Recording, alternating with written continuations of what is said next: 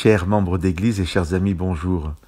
Dans les premiers versets du 2e chapitre de sa lettre, Jacques nous met en garde contre la discrimination que nous pourrions faire en nous fiant à l'apparence des gens, en faisant asseoir à notre table le riche paré d'or et en rejetant le pauvre aux vêtements sales. Jacques nous interroge au verset 4. « Ne faites-vous pas en vous-même une discrimination et n'êtes-vous pas des juges au raisonnement mauvais ?» La réponse est oui. L'erreur est bien dans la discrimination du pauvre par rapport au riche, d'une personne par rapport à une autre, sur une simple distinction d'apparence, sans s'intéresser à la véritable valeur de la personne. Un objet n'est pas précieux parce qu'il est cher, il est précieux parce qu'il a ou non de la valeur, ne serait-ce qu'à mes yeux. Une valeur est toujours attachée à un prix, mais c'est bien la valeur qui détermine le prix d'une chose. Vous connaissez l'expression « cela n'a pas de prix à mes yeux », ce qui veut dire « cela a trop de valeur à mes yeux pour que j'en fixe le prix et pour que cela devienne une marchandise à vendre. Je ne m'en débarrasserai à aucun prix ». Il y a 1000 raisons à la pauvreté, et non, le pauvre n'est pas forcément paresseux.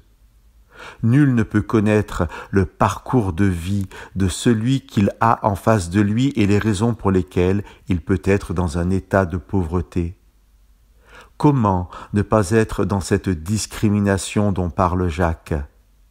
Jacques nous donne la réponse à la fin du verset 13 de ce chapitre 2. La compassion triomphe du jugement.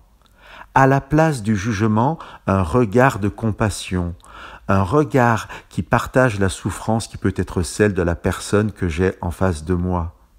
À la place du jugement qui pourrait être le mien, un regard bienveillant comme celui que Dieu porte sur chacun de nous. Ne sommes-nous pas tous, en quelque sorte, d'une façon ou d'une autre, des pauvres en vêtements sales aux yeux de Dieu, en comparaison à sa grandeur et à sa gloire?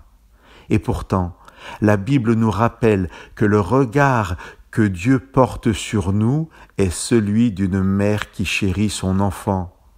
Le regard que Dieu porte sur nous donne une valeur qui n'a pas de prix, que nous soyons riches ou pauvres. Chers amis, découvrons ou redécouvrons à travers la Bible ce Dieu dont l'amour pour nous est infini.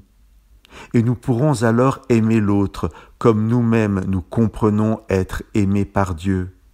Nous pourrons avoir compassion du pauvre comme nous-mêmes avons dans notre pauvreté connu la compassion de Dieu. Que Dieu vous bénisse.